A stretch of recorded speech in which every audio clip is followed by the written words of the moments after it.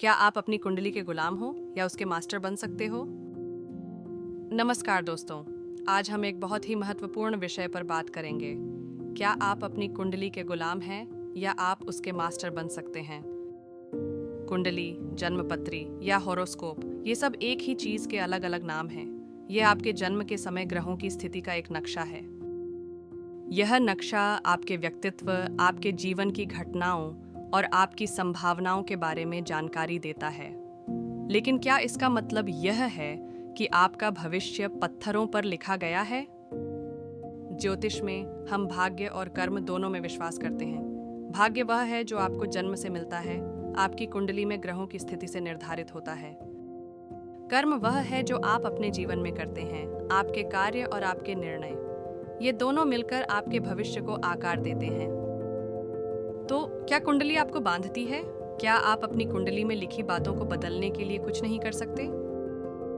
मेरा मानना है कि कुंडली एक मार्गदर्शक है, न कि एक जेल। यह आपको आपकी शक्तियों और कमजोरियों के बारे में बताती है।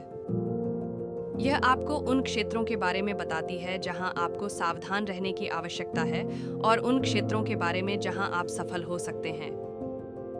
लेकिन यह सब जानकारी है, इसका मतलब यह नहीं है कि आप इन सीमाओं से बंधे हुए हैं।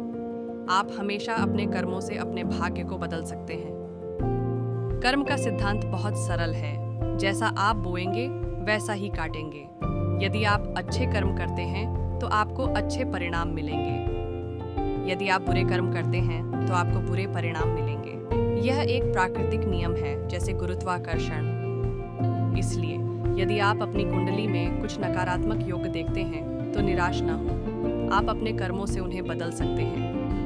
तो आप अपनी कुंडली के मास्टर कैसे बन सकते हैं? सबसे पहले अपनी कुंडली को समझें। किसी अच्छे ज्योतिषी से सलाह लें और अपनी शक्तियों और कमजोरियों को जानें। दूसरा, अच्छे कर्म करें, दूसरों की मदद करें, ईमानदार रहें और हमेशा सही काम करें। तीसरा, अपने नकारात्मक गुणों को बदलने पर काम करें। यदि आप क्रोधी हैं तो शांत रहने का अभ्यास करें। यदि आप लालची हैं तो उदार बनने का प्रयास करें।